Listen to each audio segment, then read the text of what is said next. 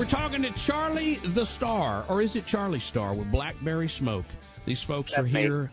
These folks are here this Friday at the House of Blues. For people who've never been to a Blackberry Smoke concert, what are we going to see here? Is this Charlie Daniels? Is it Leonard Skinner? Is it Marshall Tucker Band? It's just greasy and southern through and through, loud and woolly, and it might get a little nude from time to time, just according to what kind of mood the ladies are in. Now, the ladies include your girls who all come to the show. I'm told that you don't want to hit on the ladies on the front row because some of those are with the band members. Is that right? That's only in our area code. Oh, good. You're safe in Houston?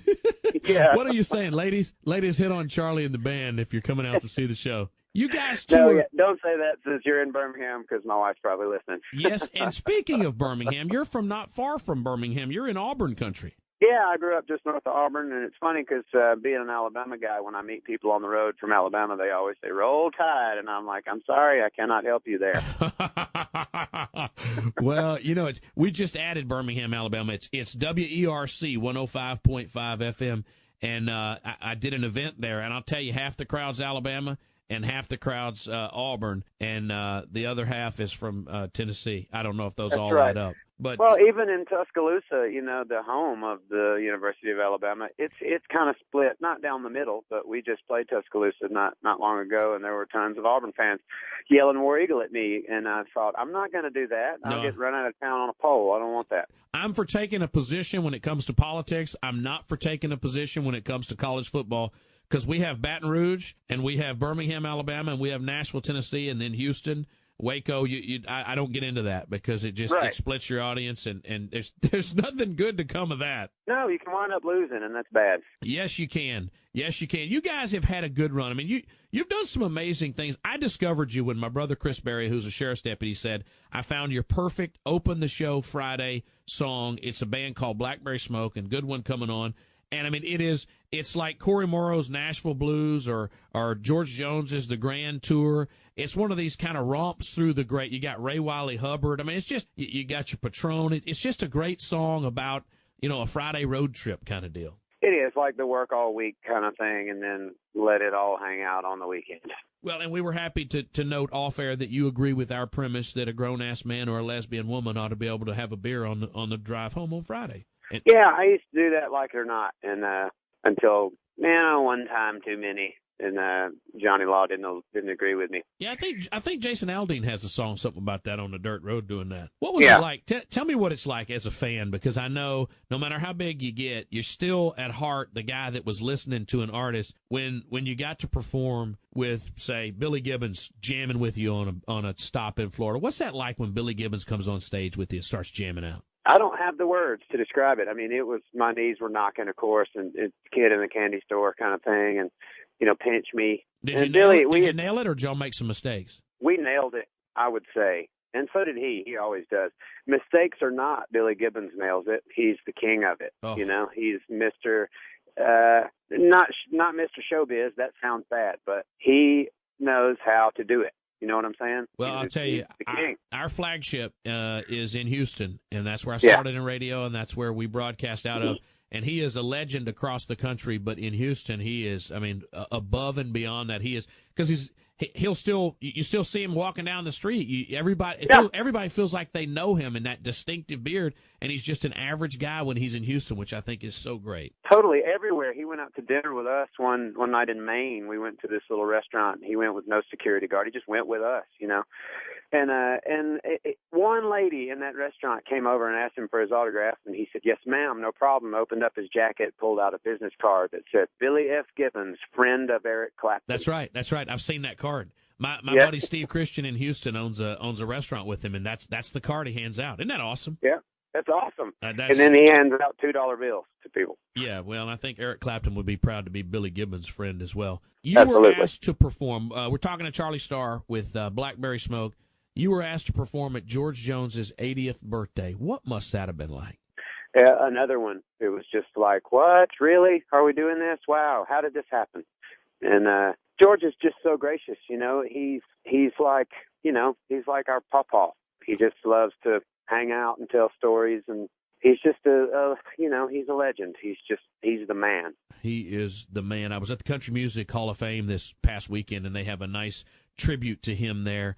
And you forget how many people he's sung duets with over the years. There's a Merle Haggard section. There's a George Jones, and you go, wow, his body of work. It's amazing.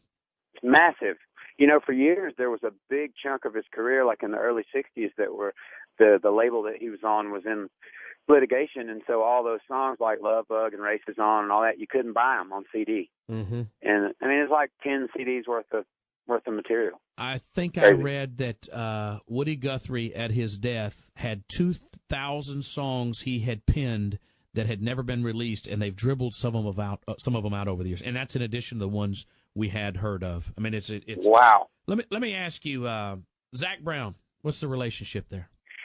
We've been friends with Zac for a long time, maybe 8 years before he achieved such success. You know, he was just another Georgia.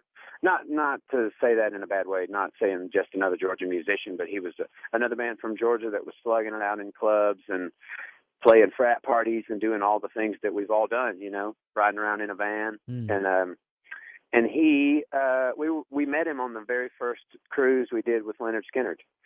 And we knew I knew a couple of the guys in his band, guitar players, just around from being around, living around Atlanta.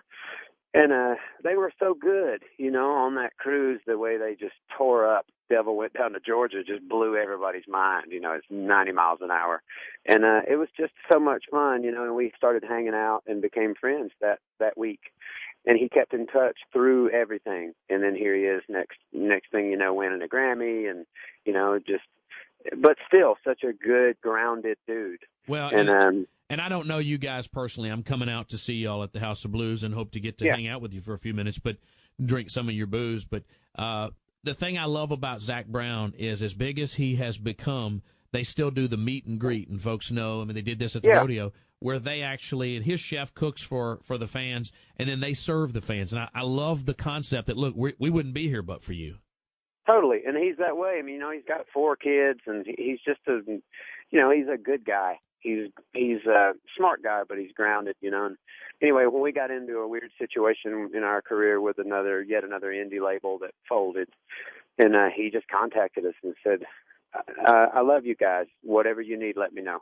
Well, we've talked about everybody but Blackberry Smoke. Let's talk about you guys. You're at the House of Blues this Friday. I think there's still some tickets available. You're on the road 250 days a year, and you've come to Houston. I know you got a lot of fans here. I know a lot of our listeners are huge fans of yours. They love on Friday. That's on Twitter. If you look on our Twitter feed about noon on Friday, people start saying, "I can feel a good one coming on." It's just a few hours till the show. What should people expect to see when they come out on Friday? What's the most requested song, first of all? Oh, well, you know what? That changes from night to night, it seems like. People love Good One Coming On. They love Up in Smoke. They love this new song called Pretty Little Lie, and a new one called Ain't Got the Blues. And is this all on Whippoorwill? Is this all this new stuff on Whippoorwill? No, it's all spread out, you know. They like stuff off the first album. They like stuff off the second one, and then the new one is good. People have favorites, too. We're going to do our tribute to the Michael Berry Show. Oh, I like that. Which is, I can't tell you what it says because it's got dirty words in it. Yeah.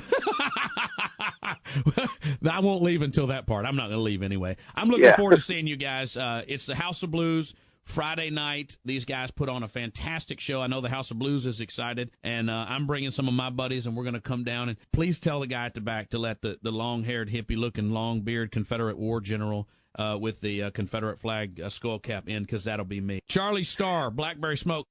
The Michael Berry Show.